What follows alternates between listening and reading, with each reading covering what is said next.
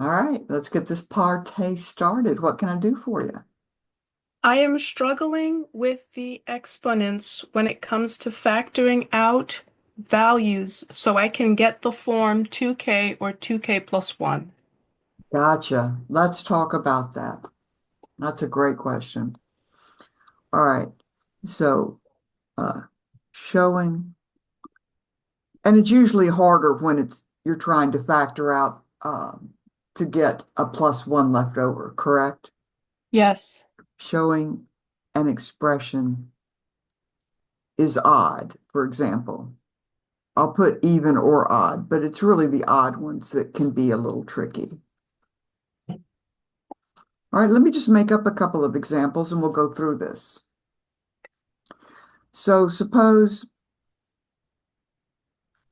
we wish to prove this. If n is nz, then let me make up kind of a tough one.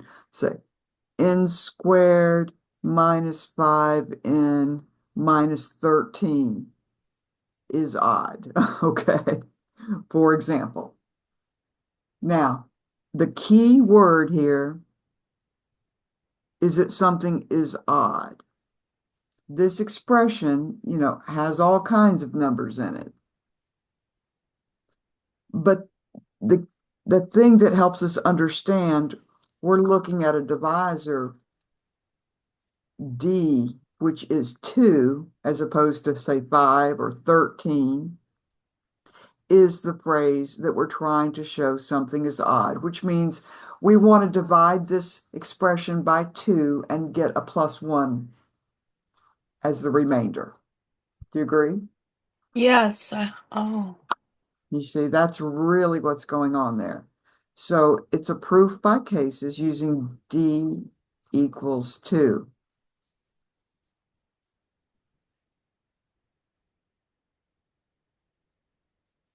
So if we start the proof, of course, we just assume the hypothesis, which is that n is an integer, and our hypothesis will always be something super simple when we have a proof by cases. It'll just be that we have an integer. So we just assume n is an integer. Now, we wish to show what? that n squared minus 5n minus 13 is odd. Exactly. So we do the special extra step, which I always put a little star by just to kind of emphasize. This step is specific to proof by cases. Using the QR theorem with D equals 2, which we apply to the object in the hypothesis, which is just this integer, whatever the letter is. Here it's an n. So using the QR theorem with D equals 2, we know, well, basically the QR theorem says, hey, you can divide n by 2. We don't know what n is. It could be even, it could be odd. We don't know, but we do know it'll be one or the other. So either n is equal to 2 times some quotient q, or n looks like 2q plus 1, where q is an integer.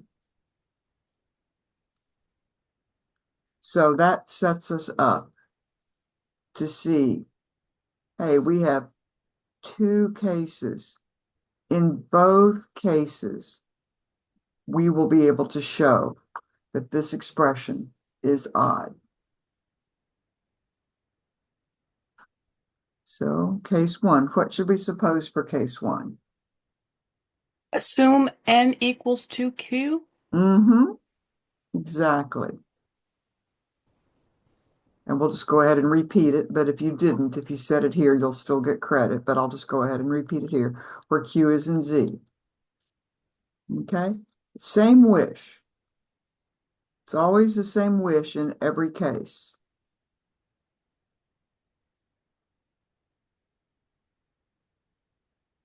We want Um, to take, go I ahead. have a quick question. Why don't we assume? I see. It's because we have to do cases for all of the values less than the divisor. That's right. Remainder, I'm sorry. Well, you were right the first time, but it is the remainder that we're looking at. And either the remainder is zero, in which case we don't usually write it, or the remainder is one when the divisor is two. And Okay. even though the result is that something is odd, we still have to prove that whether n is even or odd. Okay. And then we go through and we look at this quantity, n squared minus 5n minus 13. So let's just, let me show you kind of how these tricks go. We'll just go ahead and insert this hypothesis for this case. And see, the thing is, if we just tried to attack this the way it is right now, there aren't any twos in there at all. And we know to show that this expression is odd, we have to factor out a two, get another, factor that's some kind of expression that's an integer, and then we need a plus one. But we don't have any twos. And by having these different cases, both cases allow us to express n in a way where we actually see the two. And that introduces the twos that we need. So, of course, n squared is 2q quantity squared minus 5 times n, but that's minus 5 times q, and then minus 13. And this, is just supposed to be an exercise. So we'll work on that. But right now, what do we get when we expand this? 2q squared is 4q squared Correct, minus 10q correct. minus 13. Good. And we can factor a 2 out of the 4, and we can factor a 2 out of the 10, but the definition of odd doesn't say it's 2 times an integer minus 13. We need to Oh, somehow, right? So I always try to underline this, and then, we apply the QR theorem to A equals negative 13 using the same D that we're dealing with. And that way we can rewrite negative 13 as, well, we can do some scrap work over here. Negative 13 is equal to 2 times a quotient plus some remainder that's going to be legal when we're dividing by 2. What would the quotient be? 7. I'll put a negative in front of there. Oh, See, that oh, drops us back to negative 14, and then we come back with the positive remainder of 1. oh. Remember our number line? Yes. So we overshoot negative 13 and get to negative 14. And that way we can come back with our remainder of positive 1 to get to the negative 13, which we're trying to hit, so to speak. We started way back here at 0, and we jumped 7 times to the left, overshot negative 13. If it was negative 12, we'd hit it on the nose, but it's not. Um, It's odd. Negative 13 is odd. So this is plus 2 times negative 7. And now we see our plus 1. And oh, see, and now we can factor a 2 out of the first 3 factors, and we'll have that plus 1 left over. This will be, our K. oh. See it? So what is K going to be? Can you give me that expression? 2q squared minus 5q minus 7. Because we take Exactly. the two. And that's part 1 of the definition of odd done.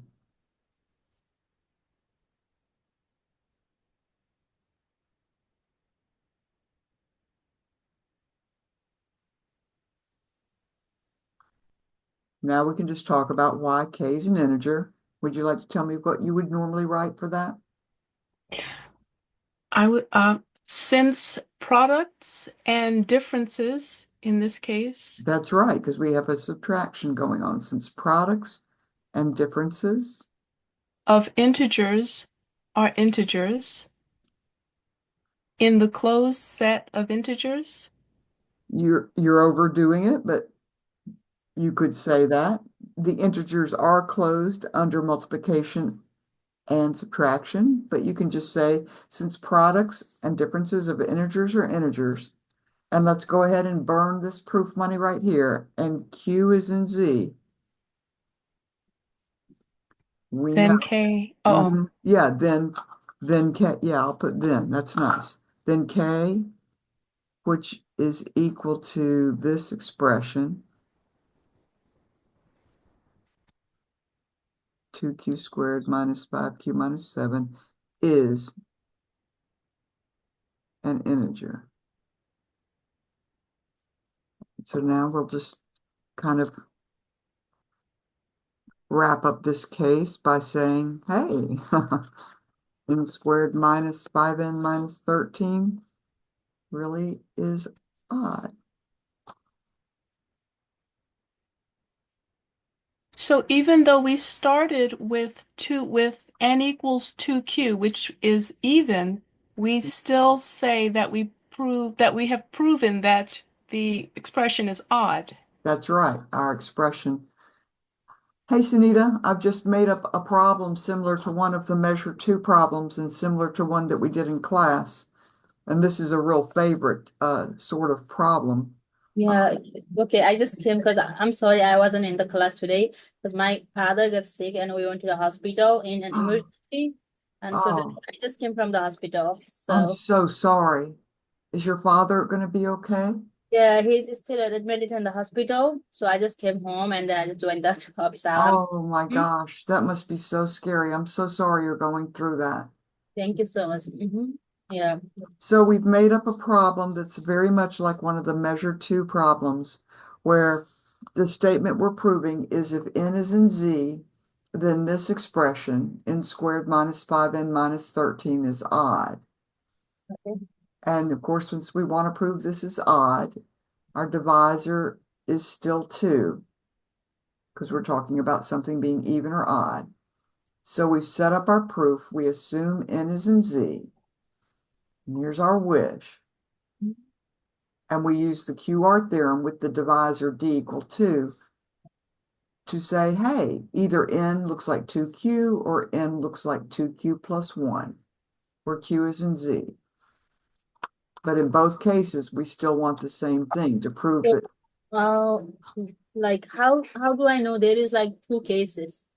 because we're trying to prove something is odd, Oh, okay. and that means we're really going to be dividing this expression by 2 somehow and hoping for a remainder of 1.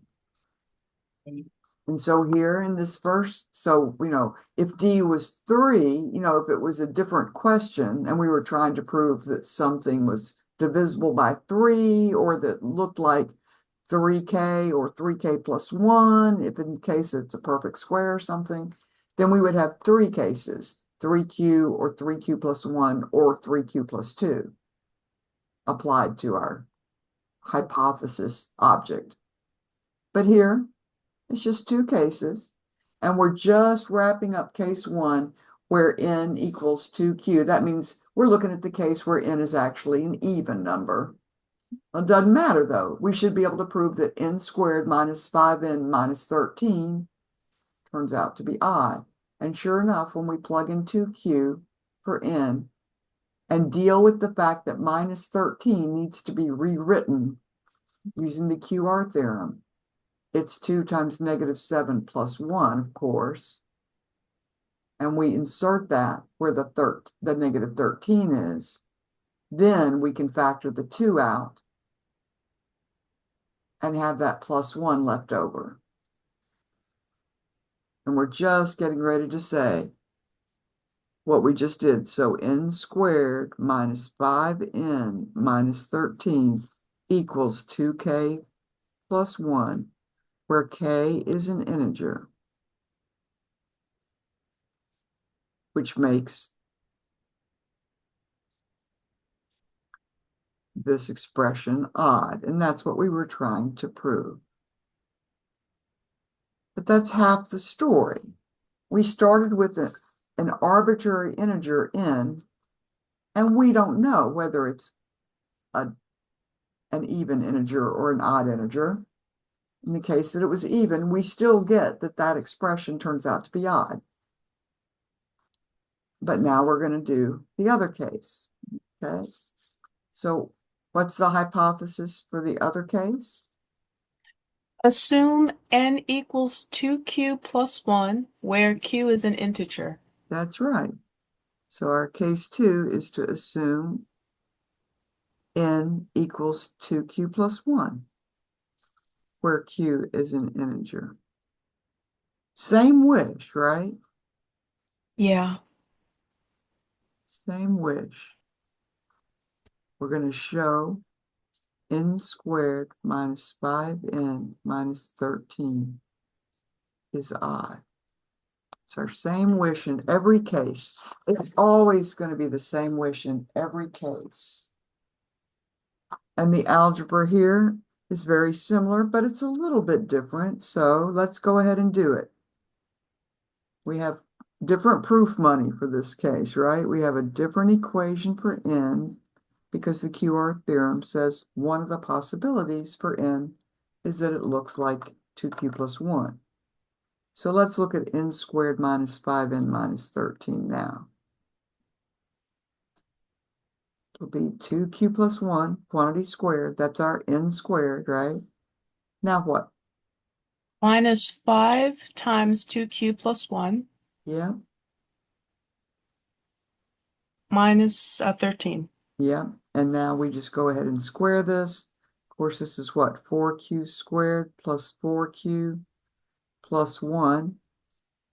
That's this part.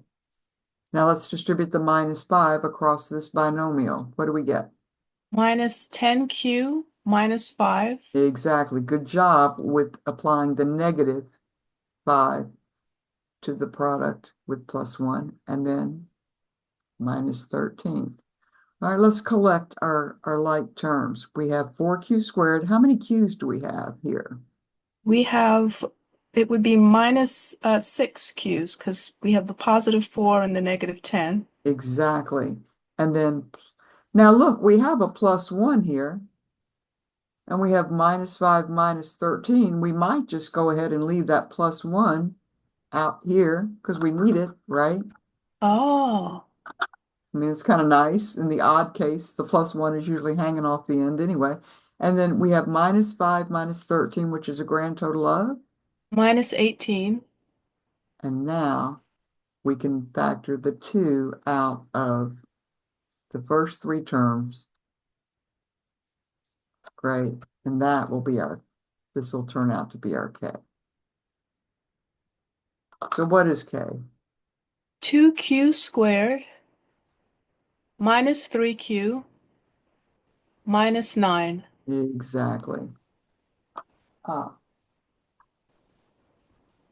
Back here, I was really good about saying we got part 1 of the definition of odd, but here I'll say we got part 2 of the definition of odd, just for consistency. And you don't have to do that when you're writing your test solutions, but it's good to check. You know, did I fulfill the entire definition of odd? Yeah, we did. So this is part 1 done. And now we'll deal with this. I like to go ahead and burn this right off the bat so I don't accidentally forget. Since, you know, this proof money that Q is in Z, since Q is in Z, now we can say it the other way. There are 2 different ways to talk about why K is an integer. You said it very nicely in case 1 that products and differences of integers are integers, but we could also say Z is closed under multiplication and subtraction. We could say it that way too. Oops, multiplication and subtraction. So either way is fine. So since Q is an integer and Z is closed under multiplication and subtraction, K, which now is what, 2Q squared minus 3Q minus 9, is in Z. And we can just say, okay, so that means N squared minus 5N minus 13 does equal 2K plus 1, where K is in Z,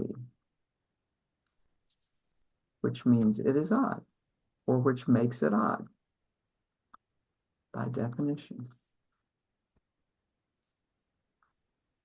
And here's our part 2. Done. So that's the deal with these proving some expression is odd. Other questions?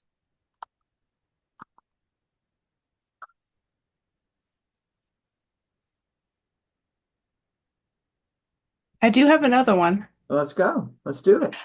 It's from the textbook. Okay. It is in, I have it up. I just All right. pull it What up. section are we looking at? It is in, it's exercise set 4.5. All right. So I'm going to share the screen so that we can look at this together.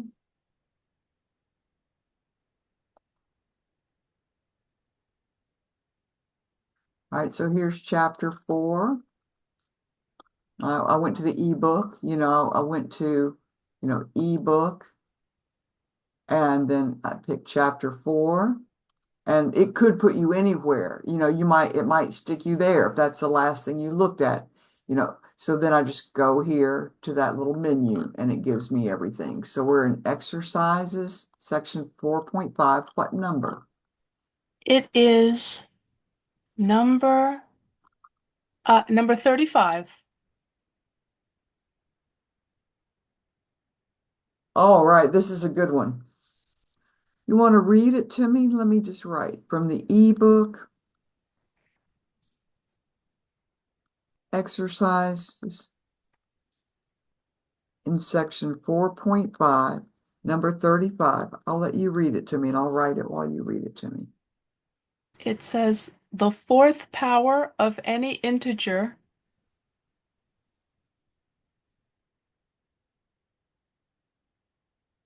has the form 8m Mm-hmm.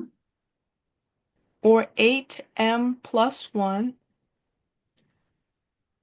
for some integer m.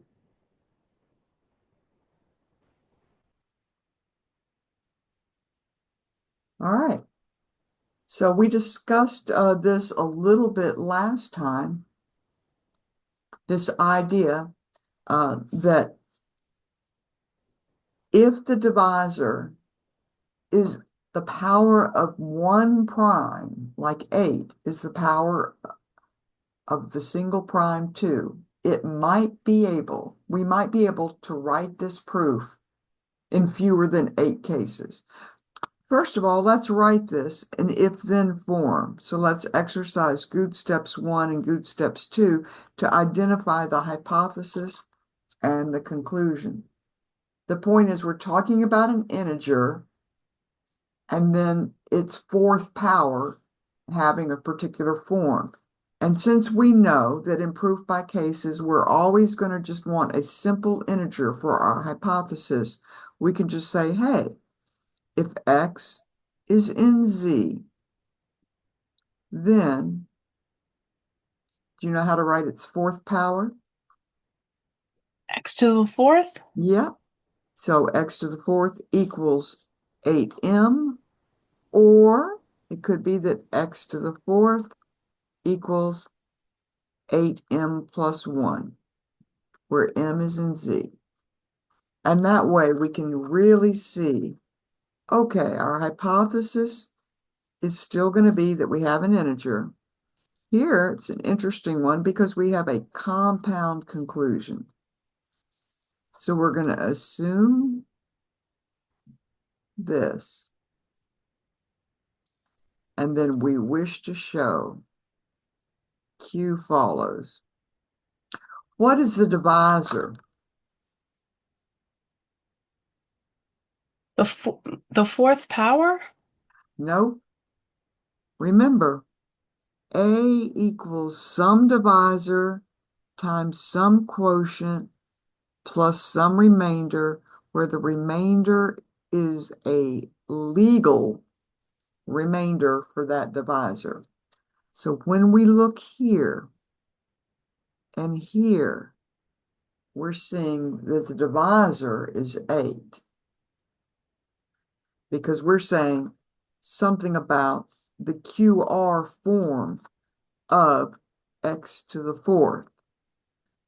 X to the fourth is our A, and we're dividing it by 8, and we're saying when we divide x to the fourth by 8, either we'll get a remainder of 0, right? We don't even write it, or we get a remainder of 1.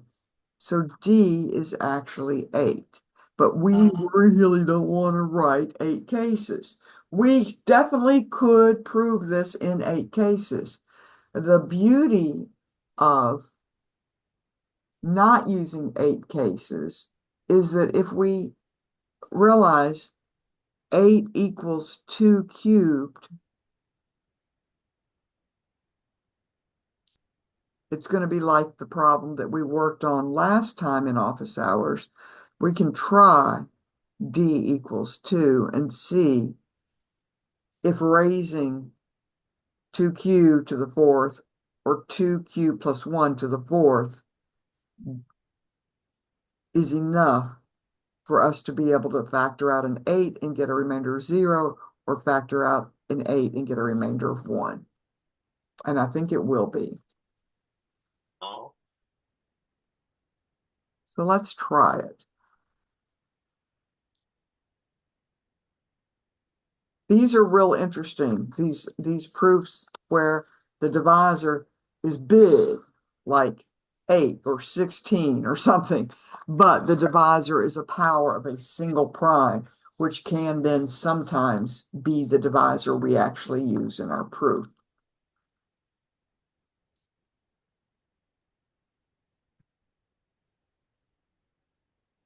So we let x be an integer. What do we wish? We wish to show, we wish to show 2 to the third power? No. We wish to show x to the fourth is equals 8m. Or Or x to the fourth equals 8m plus 1. and right, and m is in z. We don't have to, this is our wish. We don't have to write m is in z, but we might as well. All right, so let's try d equals 2 because 8 equals 2 cubed. The QR theorem with d equals 2 tells us We have 2 cases. what are they going to be? A equals dq plus 1 plus, no, x equals dq and x equals dq plus 1. 2q, okay. Or x equals 2q plus 1. Where q is in z. Very good. I think we can, what we say in mathematics, I think we can kill it in 2 cases. Go I ahead. had a question. We're solving an if-then, which is a conditional, which is universal. But are we using the examples we're using? Does this make it existential? No, we're not using examples. Picking a D isn't using an example. Oh, Picking a D is universally applying the QR theorem to a variable that represents some unknown integer x. See, so this will, if we can prove it, we'll be proving it for all x. See, we don't know what x is. When we say let x be an integer, we don't know which integer it is. We just know that it's an integer.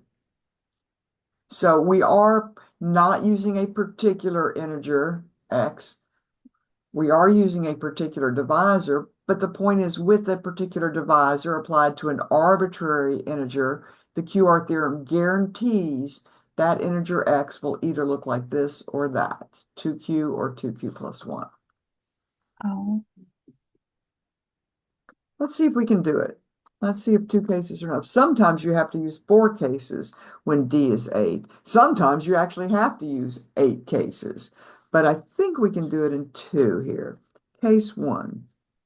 And I promise I won't give you an 8 case proof on the test. That would not be fair. Let's suppose x is equal to 2q, where q is in z. Now, the interesting thing is what we wish is an or statement. To satisfy an or statement, all we have to do is show either component holds, and that will prove that the or holds, right? In Right. each case, we will only get one or the other of these. There's no way to get both of these inside a single case. But in different cases, we'll get different results. We might get this in one case and this in another case. If we wrote it in 8 cases, I think there'd be 4 of them where we would get this and 4 of them where we would get that, actually. If we actually wrote it in 8 cases, which we don't need to do. All right, so it's the same wish. We wish to show x to the 4th is 8m, or x to the 4th equals 8m plus 1. So we're going to check out x to the 4th. Well, that's 2q raised to the 4th. So that's 2 to the 4th, q to the 4th, right? Yeah. Well, that's 16 q to the 4th. But we can factor out 8 from 16, can't we? Yeah. And what's left? 2q to the 4th. And that's certainly going to be our integer m, isn't it? Ah.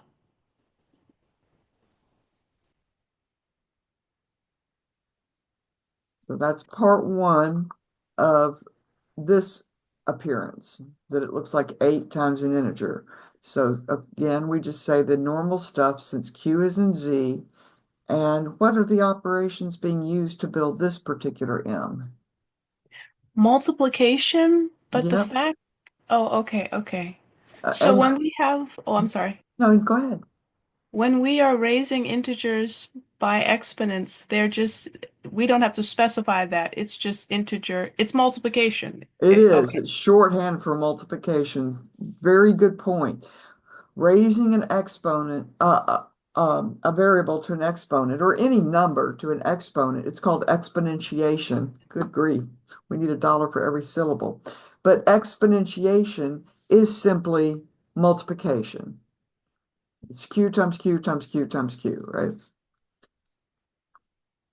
M equals 2q to the 4th is in z.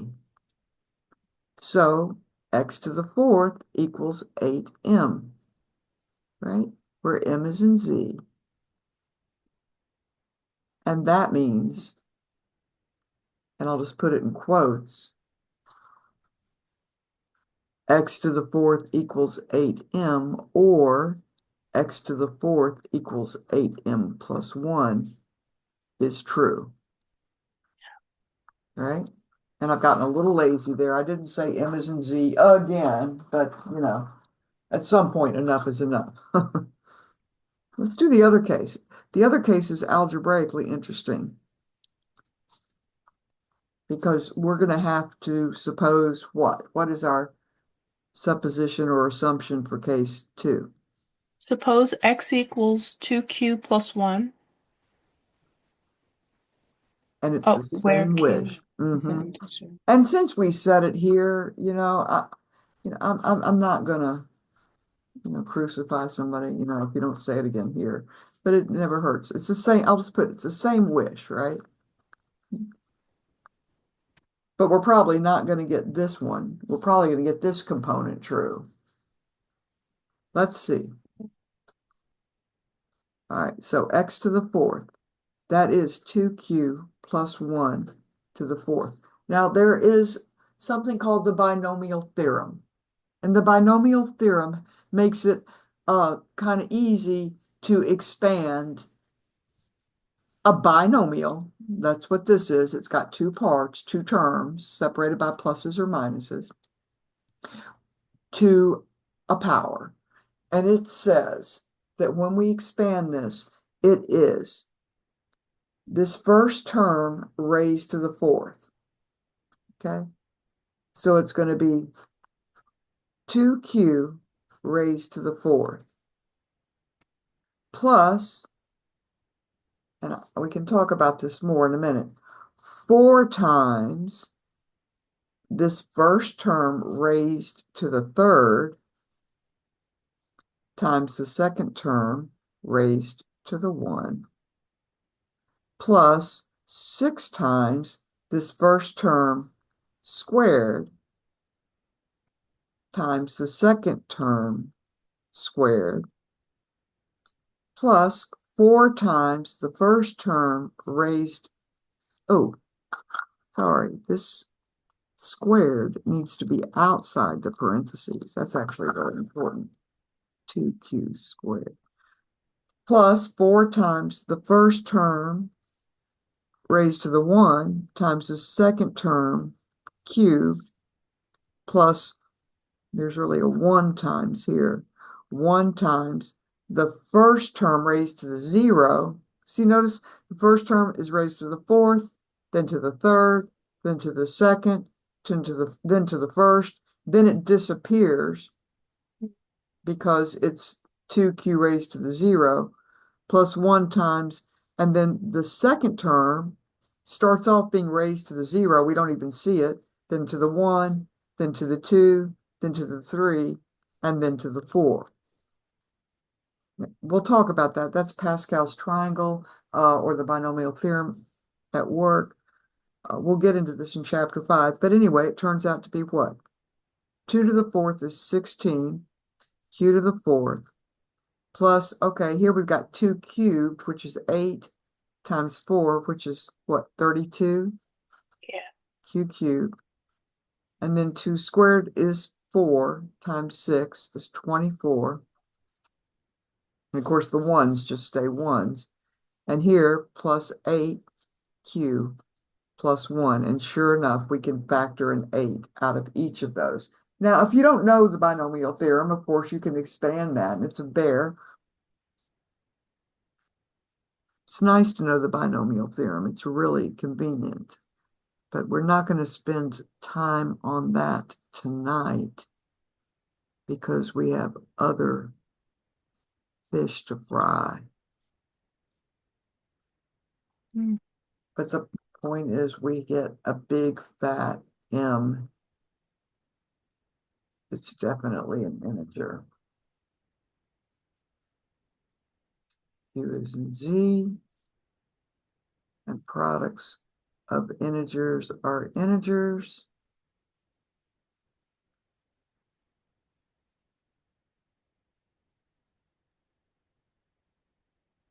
M equals 2q to the fourth plus 4q cubed plus 3q squared plus q is definitely an integer.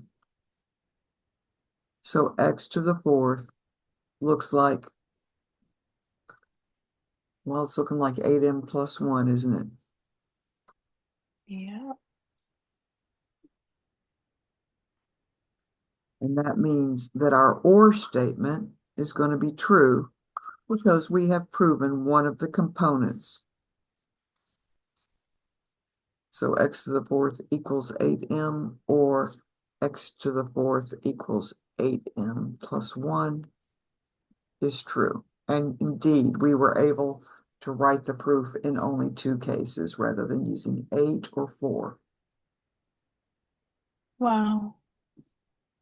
Have you ever heard of Pascal's triangle? Yes, I remember I went through it years ago. It's very helpful. It gives us the shorthand way to find those coefficients. It's based, on the idea that you just want to raise a very simple binomial to the nth power. And when n is 0, if you raise anything to the 0, it's just 1. But when n is 1, it's 1 times x plus 1 times y. That's, x plus y to the 1, whereas this is x plus y to the 0.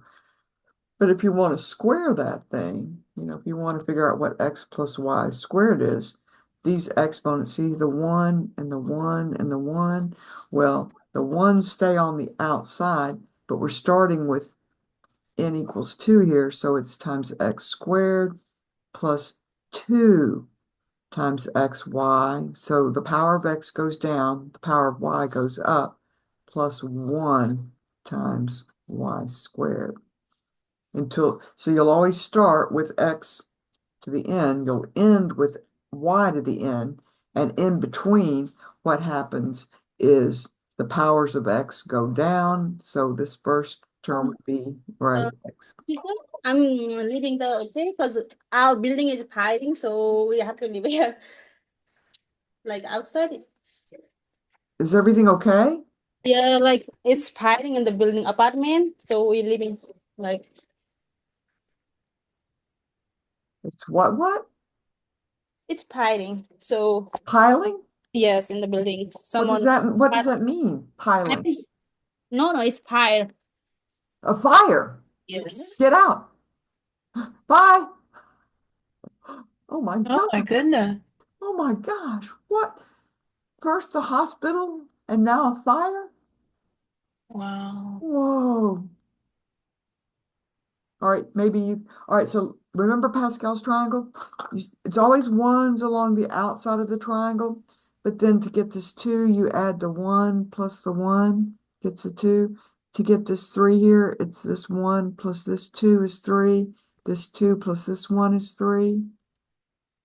And so then for the next one, when we're raising x plus y to the 4th, we're going to add the 1 plus the 3 and get the coefficient. We're going to add the 3 plus the 3, get a coefficient. We're going to add the 3 plus the 1 to get the coefficient. But the very outsides are always 1s. So that row would be 1 Yeah, times x good, to the 4th good. Keep going. plus 5x squared, x cubed, What's y? 1 plus 3? Oh, 4. I didn't even see that one. X Plus 4y cubed. squared. This was y to the 0, so this Oh, will I be y to the see. 1. So take the x's from here and the y's from here. Oh, Okay, I didn't say that part, but that is what's going on. We're taking the x cubed from the left-hand term, and the power of y comes from the right-hand term. The coefficient comes from the sum of the two coefficients. uh-huh. All right. So what about the middle term? 6x squared. We're not adding the No, exponents. no, we just keep the x term from the left component and the y term from the right component. So x squared, y And squared. that makes sense, right? Because the x's are going down, x to the 4th, x squared, x to the 4th, x cubed, x squared. The y's are going up. Y to the 0 doesn't appear. Y to the 1, y squared. What's the next one going to be? Y cubed? It's, No, yeah, no. it is going to be y cubed. What comes before the y cubed? We have to have The mm-hmm. x is going, so that disappears. It's That's, x to the 1 because it was x oh, squared before. So we still have 1, but it'll go away the next time. And what's our but that'll be 4. The coefficient is 4. That's right. 1 times. Oh, if I really appreciate that you explain the exponents for the x are decreasing and the exponents for the y are increasing. Right. You're welcome.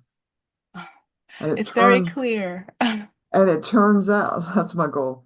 It turns out, this is if you're expanding x plus y to the fifth. These are the coefficients. It turns out that there is a reason why these coefficients are these numbers. And that's because we are counting the number of ways to choose factors that contribute the x as opposed to the y, or contribute the y. Because really, when we look at x plus y to the fifth, what are we really doing? We're multiplying x plus y times x plus y times x plus y times x plus y times x plus y. And when we are performing this multiplication, there are a bunch of steps, but each step involves looking inside the parentheses and deciding if in the step, are we taking the x or the y? Are we taking the x or the y? Are we taking the x or the y? Are we taking the x or the y? Or the x or the y? And there are 5 parentheses from which we make that decision. And it turns out in the very first step,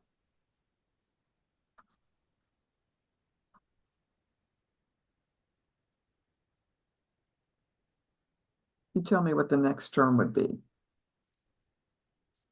4 And then how many y's? y 1. Good. Plus, here's our coefficient. N. Oh. And then, X to the third, x cubed, y squared, good. plus 10 again, 10 x squared, y cubed. 5 now? Uh-huh. Oh, x to the first power, y to the fourth. Oh, Oh, yeah. x to the, You're right. You're right. X is going down. Y is going up. Y to the fourth. Uh-huh. and then 1 times y to the fifth, plus y to the fifth. I see. Oh. All right. Oh. So let's say we are trying to build this term right here. It's a term that has 3 x's and 2 y's. So that means in this process, and there are lots of steps, one of the steps is to pick 3 x's from 3 of these parentheses and pick y's from the other 2. Well, it turns out we have 5 parentheses from which to pick 3 x's. So it's 5, choose 3, tells us the number of ways we can pick 3 of these 5 parentheses to contribute the x. It's also written as 5, choose 3. And there's a formula for it. It's 5 factorial over 3 factorial times 5 minus 3 quantity factorial. And we're going to learn what factorial means. And we're going to learn this formula for n choose r. It's a number of ways you can choose a subset of size r from a set of size n. This is a set with 5 parentheses. We want to pick a subset of size 3. We want to pick 3 of the parentheses to contribute the x, because we need 3 x's. And then the other 2 will automatically be contributing the y. So, I mean, when you have 5 parentheses, you could pick these 3 to contribute the x, and then these 2 are contributing the y. But you could pick these 3, or these 3. See what I mean? Or these 3, or these 3, or these 3, or these 3, or these 3, or these 3. It's 10 ways. This turns out to be, 5 factorial is 5 times 4 times 3 times 2 times 1. 3 factorial, that's, the r, that's 3 times 2 times 1. 5 minus 3 factorial is 2 factorial, which is 2 times 1. Well, the 3, the 2, and the 1 cancel here, here, and here. And then this 2 can cancel with this 4, leaving a 2. And so that's why it's 10. Oh. And so, like for this term, we're just picking one of the parentheses of these 5 to contribute the x, because we only have one x. and the other 4 will be the y's. So when we have 5 parentheses, how many different ways can we just pick one of them to contribute the x? Well, it could be this one, or this one, or this one, or this one, or this one. So there's 5 different ways to pick one parentheses, one parenthetic expression to contribute the x. And that's why this is 5. Here, we're picking 4 of the parenthetic, expressions to contribute the x. But picking 4, like picking these 4 to contribute the x, is the same as picking the 1 that's not going to contribute the x. So, so we're back to the same number. 5 pick 4 is the same as 5 pick 1, because picking 4 is the same as picking the 1 you're not going to pick. And that's why we have this nice symmetry. I see. But there's a 10 for choosing no, x squared. Right. What is that? Oh, okay. That's because if you pick 2 parentheses to contribute x's, it's the same as picking the 3 you're not going to pick. Oh, okay. I see. Or you could think of it as picking the 3 that give you y's. It'll be the same number, whether you're picking x's or y's. You're picking a subset of size 3 from a set of size 5. I see. And another way to think about it is just to think, all right, we've got an urn with like 5 balls in it. We'll give them numbers so that we can keep track of them. So it's a set of 5 orbs. I'll say balls. How many different subsets of size 3, and we know what subsets are, can we find? Well, we could pick, balls 1, 2, and 3. That's one subset of size 3. Can you give me a different subset that's got 3 balls in it? 2, 3, and 4. 2, 3, and 4. Can you find another one? 4, 5, and 6. We don't have a 6. Oh. Magic. I wish I could do that with my bank account, just magically add more numbers. But how about 1, 2, and 4? I'm going to be methodical. I'm going to keep 1 and 2 as long as I can and just Okay. change the third number. That's the methodical way to do it, right? What would be another one that keeps the 1 and 2, but it's different from these? 1, 2, and 5. Great. All right. So I'm actually going to change this because I want to be methodical. I'm very weird that way. All right, so there are no more sets where they both have a size 3 that have the 1 and the 2. We've exhausted those. There were 3 of them. But what if we have the 1 and the 3? All right, so what sets can we build that have the 1 and the 3 that we haven't already built? Like we've already built one that has the 1 and the 3. We don't want to build that one again. But 1, 3, and 4 is one of them. What's another one that's got the 1 and the 3 in it? 1, 3, and 5. Great. Any other ones that have the 1 and the 3? No. That's right. So now I'm going to keep the 1 as long as I can, but I'll keep changing the second ball until there's no more with 1 in it. So 1 and 4. We don't have 1, 4, and 5. That's exactly right. That's the only one we don't have. And now So we're done with 1. oh, These are all the sets that have at least one of the balls being the 1 ball. So 2, 3, and 4. Like this idea of keeping them in, consecutive, great. That's a good way to start. Because we don't have 2, 3, 4 yet. oh, But now I want to keep the 2 and the 3 as long as possible. and 5. Great. Now, are there any other subsets of size 3 that have the 2 ball and the 3 ball? No, I think we have 1, 2, 3, 1, 2, 4. We got them all. So now we have to change, now we change this 3. We can keep the 2 a little bit longer, but the 3's got to go up to 4. So what's the only option for the third ball? 5? Yeah. And then there'll be one more. We've exhausted using 2 now because we pushed the second ball as far to the right because we don't have a 6, right? We can't have 2, 5, 6. We don't have a 6 ball, but there is one more subset of size 3.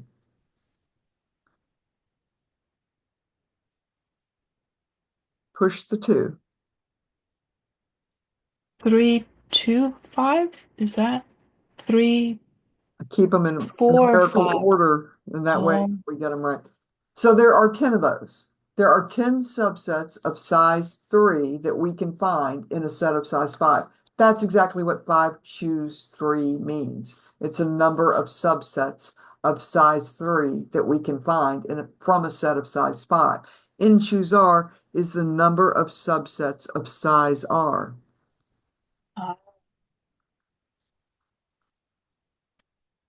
From a set of size N. And of course, the N cannot be smaller than the R.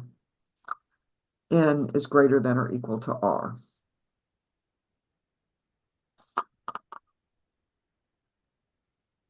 um, So the very first time, we're picking all of the parentheses to contribute the X. We have 5 parentheses. We want to choose all 5 of them to contribute the X factor. Oh, well, there's only one way to do that. Just pick all 5.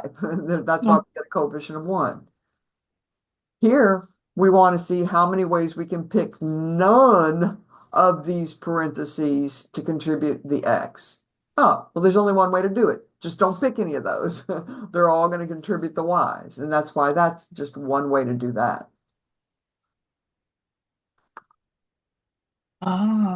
Anyway, we're actually going to do this in class. This is a really nice little topic because it does help us expand binomials. The only thing you have to keep track of is when the terms of the binomial aren't just 1 and 1. Like when we're expanding x plus y, those coefficients of the x and the y are just plain old 1. And we have to kind of, do something different if we're expanding like we did in this problem. 2q plus 1 to the 4th, because this isn't a 1 here. So the entire first term has to be raised to the 4th in addition to the coefficient, which is still 1. It's times 1 to the 0, right? Okay, but there's a 1 here.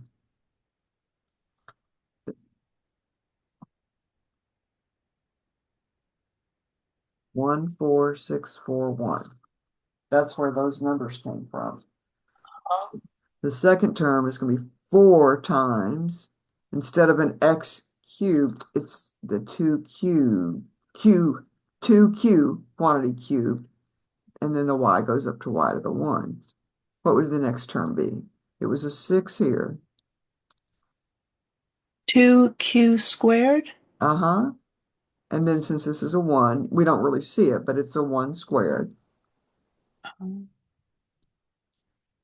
then we start going down again. It's going to be symmetric about the middle there. Here, the middle. So 4, Uh-huh. 4, but q is still descending. So Uh-huh. 2, okay, q to the first power. 2q1 to the 1, and but the 1 is going up, but we don't really see it, but there it is. And then it would be 3 again. No, it would be 2. No, 1. And it's 2q to the 0 times 1 to the 4th. And that's why it winds up looking like 2q to the 4th plus 4 times 2q cubed, because we don't really see the 1, right? Plus 6 times 2q squared plus 4 times 2q plus 1. Oh. So the coefficients are there, the 1, the 4, the 6, the 4, and the 1. But now its powers not, our x is 2q. And our y is 1. When we're looking at x plus y to the 4th. Okay, I said I wasn't going to do that, but I did. I couldn't resist. But let's go ahead and answer some more questions, because I know you must have some more questions. Uh, they're all from the back of the book because I'm trying to find things that can help me understand the measure two material. I'm working really hard to do it. I know you do, and that's why it's really great to spend office hour time with you. So let me share the screen, and I'm going back to the back of the book. We just did number 35 from section 4.5. Were there other ones that you've looked at? Oh, I looked in, did you do yeah, number 38? I looked at it and yeah, could we look at that? Yeah. Plus four for some integer k. Yeah, it reminded me of some of the things of the measure two material. A lot of this did.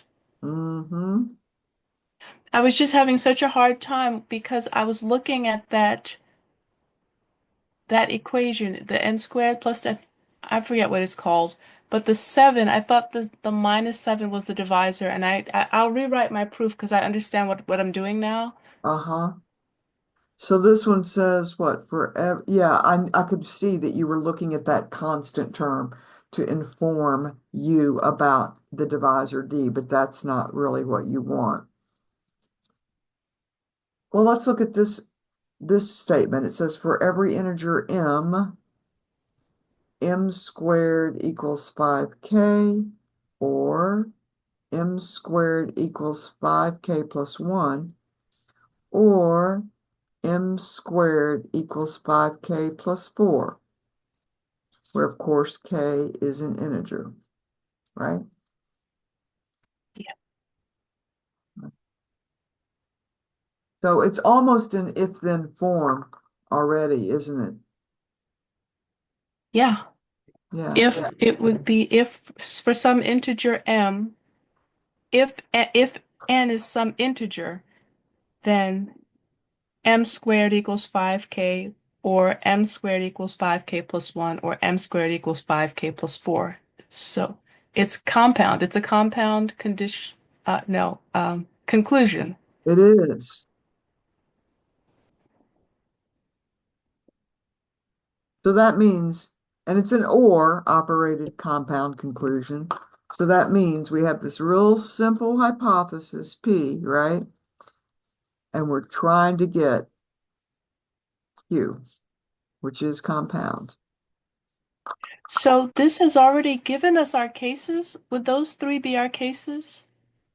Well, we have to look and try to figure out what the divisor is. Remember, A equals DQ plus R, where 0 is less than or equal to R is less than D. Okay, that's our QR theorem. So D here is 5. Exactly. Good job. That's The D is sitting right here. Q is being represented by K. But the point is when we divide a perfect square by 5, either we get a remainder of 0 or 1 or 4. It's a really interesting statement. It says if you look at perfect squares and you divide any perfect square by 5, you will never get a remainder of 2 or 3.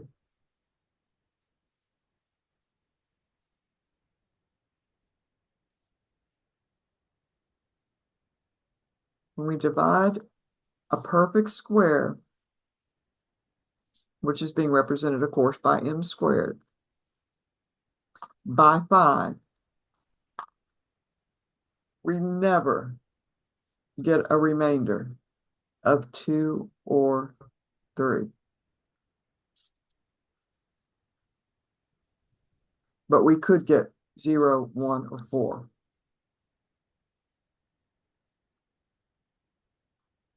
You know, what it says. Does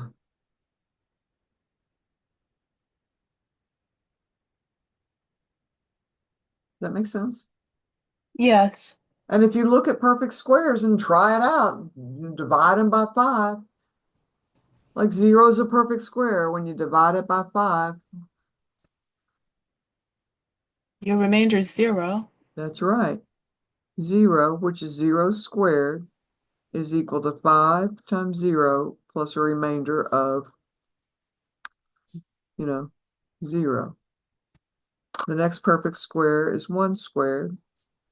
When we divide it by 5, what remainder do we get? Well, how many Oh, times well, does 5 fit in? 0. Yeah. The quotient is 0. And what's the So we remainder? get a remainder of 1. Right. Ah, All right. What's the next perfect square? 2. 2 squared equals 4. That's 5 divided, it goes in 0 times. We get a remainder of 4. And Ah. and this is all that can ever happen. What's the next one? 3 squared is 9. 5 divides 9 once with a remainder of 4. Ah, Do a couple more just for fun. 16. 3, 5 divides 3 with a remainder of 1. Yeah.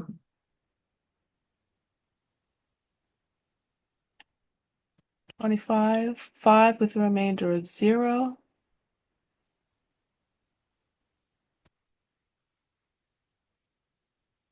Hmm. It's really interesting, actually. There's a lot of stuff that people have proven about perfect squares.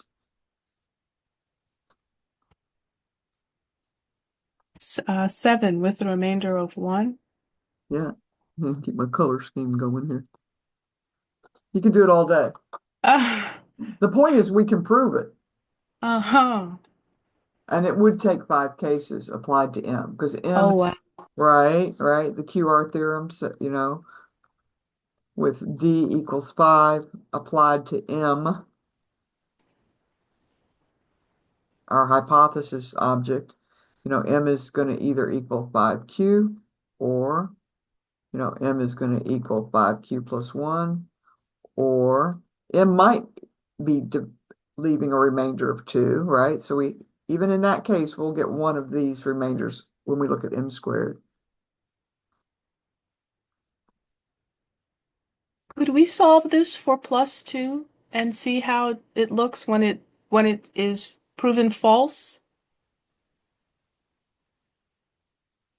Oh, no, it'll work out.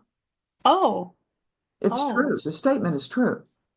Think about it. When we square this +2 times +2 is going to become a +4, and all the other factors will have a 5 in them. I mean, all the other oh. terms will have a 5.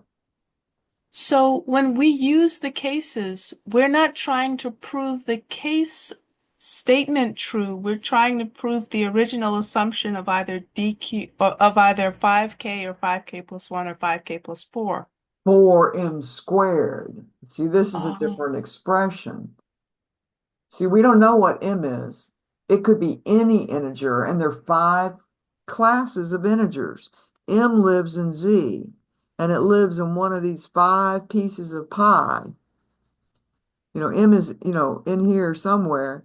It's either living in the class that we call 5Z, these are multiples of 5. Or when you take the remainder, it'll be 1. Or maybe M lives in this piece of the pie, where when you divide M by 5, you get a remainder of 2. Or maybe it lives in 5Z plus 3, or maybe it lives in 5Z plus 4. Remember when we started naming subsets of integers by grouping them together by what the remainder is when they're divided by a divisor D? oh, Remember? Well, this would be the 5 pieces of the pie when we're dividing, by 5. So we don't know anything about M except it's an integer. It lives in one of these pie slices. This result says it doesn't matter if you look in any of these 5 pieces of the pie, M squared, square that integer from any of these 5 pieces of the pie. The square will only live in here or here or here. The integer could live anywhere, but the square will only live in one of these top 3. I see. I see. So for the assumption, we're doing the 5 cases that are less than the divisor and the 5 potential remainders. That's But right. to prove the conclusion, we square M. Right. And it suffices actually. When you square these expressions, the part of the expression that involves the 5, well, you'll always be able to factor 5 out of that. The question is what's really happening with the remainder. You can actually just examine the remainders. When you square 1, that's 1. The remainder is going to be the 1. It's going to be what's hanging off. when you square 2, you get a 4. That remainder is going to be 4. What happens when you square 3? You get a 9. And The what will be the remainder, remainder? the remainder will be 9. You can't have a Oh, remainder of 9. so you use the QR theorem and the remainder is 4. Exactly. And in this case, when we have a 4 hanging off, when we square that, The remainder is 16, mm-hmm, and you use the QR theorem, mm-hmm, and you have a remainder of 1. exactly. And that kills it. You'll never get a remainder of 2 or 3 when you're looking at the square of the integer. Oh. So just like we did for part 1 of the proof portfolio, when we studied those concepts, you told us to look at the if-then statement or whatever the statement is and work directly from the parts in the statement. Like m is an integer, then m squared equals 5k or m squared. We're looking at those particular things, no matter how complicated the statement may appear. It's That's right. everything we need is in that If statement. then, yeah, everything, that's right. You can identify your D. For us, for this class, at this level of the game, our cases will always be the QR theorem getting applied to the integer in the hypothesis. The wish can be satisfied in every case. Now listen, proof by case is extremely useful and is used all over all kinds of mathematics, not just mathematics that have to do with number theory. This is basic number theory. But you might be proving something, where the cases are very weird and it's a chore just to figure out which objects really can be proven together in one case together. The QR theorem gives us a nice, easy way to group different integers into classes where for sure we'll be able to prove the results by considering the integers grouped according to remainder. Oh, wow. That was very helpful. I'm so glad. Are there any other questions that you've been looking at that you wanted to look at? Um, I was thinking about the question that I did for proof part 1, for the portfolio part 1, where Uh-huh. I got my math completely off. Um, it What was for problem number, was that? it was for, okay, it was number 9, where a squared divides b, I think it was a squared divides bc. Ah, My factoring. I thought that I could factor because for a squared to divide BC, BC has to equal a squared times p for some integer p. So I tried to get I don't know what I did. I thought I needed All right, let me take a look at the exact word because this was not a disproof, this was a prove statement. I'm just looking at the statement number 9. I wound Oh, up with yeah, it was prove, prove. Yeah, right. For all integers A, B, and C, if A divides B, and see the tricky thing about this, but if you go back and look at the class notes, we did one where B divides C. Then A cubed divides, no, A squared divides BC, right? yes. Yeah, this one's interesting. There was another one like this in part 1 that I think I did much better on. I don't know what happened here. Well, I think one of the a divides problem in this, there was another divides problem. Um, Yes, number 8. But A divided B and A divided C. And you had to uh-huh. prove that A divided 2B plus 3C. But this is a different hypothesis we're dealing with, and this is worth looking at. Let's look at this. Okay, so in our proof, we assume, right, it's a direct proof, right? So assume Mhm. A, B, and C are integers. What else do we assume?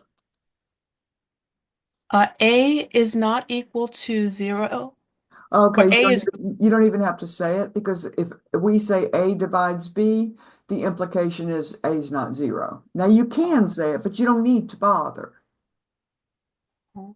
because the hypothesis will be false if A is 0 because this won't even mean anything. And then it'll ah, be true by false hypothesis. So yes, it is true that the divisor is not 0, but we don't really need to even talk about that here. So just ah, keep it simple. Just assume A divides B and, B divides C. yep, what do we wish to show? We wish to show that A squared divides BC. All right, great. Now, what are the equations by the definition of divides? What do we get? By the definition of divides, B equals A times K, where for some integer K, Okay, and C equals B times J for okay, some integer J. great. So we've got all kinds of proof money here.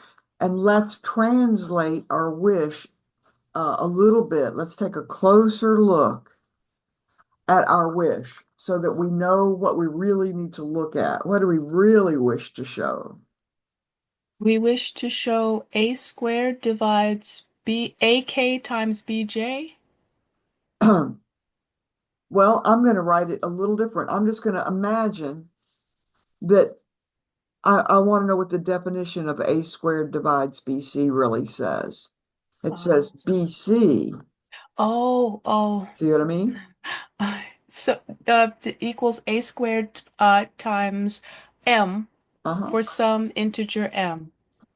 And the reason that we're doing that is because getting our, see, these divides definitions are kind of, they're kind of backwards. They're, if you just left it like this, you might be thinking, I got to look at A squared. Mm. But what we really have to look at is BC. Ah, And that's why I like to really expound on the wish. So we're going to look at BC. Well, that's fine because we have an expression for B and we have an expression for C, right? What's B? B is AK, Good. What is C? BJ. Great. But also having it written like this tells us we need to see an A squared. And we don't have two copies of A here. No. So what do? We can get another A though, because we have another B here. We set we have A equal BJ? No. What is B? No. Oh. Uh-huh. Oh. Oh. Oh, I did. Oh Isn't that goodness. nice? Oh We get to wow. spend the same money twice. Who knew? It didn't actually get burned up. We can use that Oh. hypothesis over and over and over again if we needed to. Oh. And then we Wow. have two copies of A. And then the leftover is going to be our M. Wow. Wow. Oh You go gosh. back,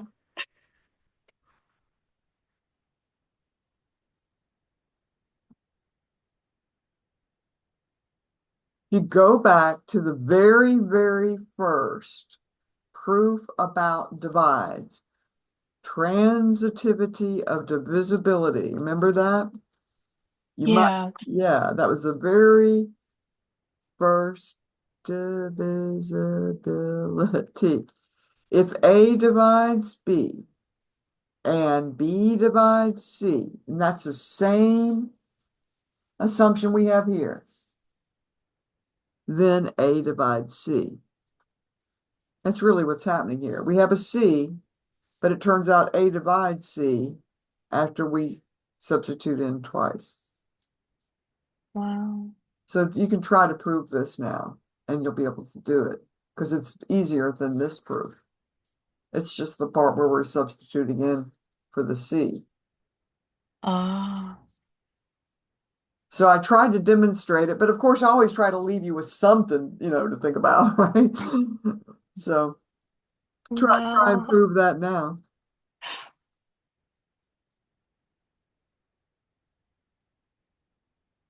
But this was whatever the very first day was that we started with the definition of divides.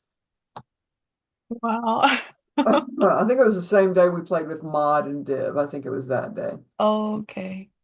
Okay, I'll go back and look at the class notes. No, why don't you try to prove it and then go back and look at the last one? Oh, uh, okay, yeah, Yeah. okay, yeah, And it's also in the book. The okay, but I'll try to transitivity prove of it. divisibility yeah, it appears in the textbook, actually, that proof as well. Wow, But it's a good one, it's a really good one to be able to do. wow, this was great. My Oh, goodness. you're so welcome. I love it when you Um, come to office hours because we have productive and interesting conversations. wow, And we've got so much more good stuff to learn, but we're really setting a great foundation here.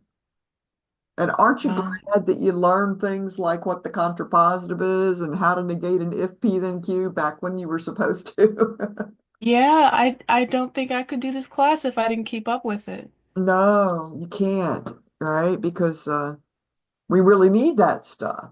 It's like any class. You usually need what you already learned. It's nice to see it again, though, even if it's in the new context. I hope so.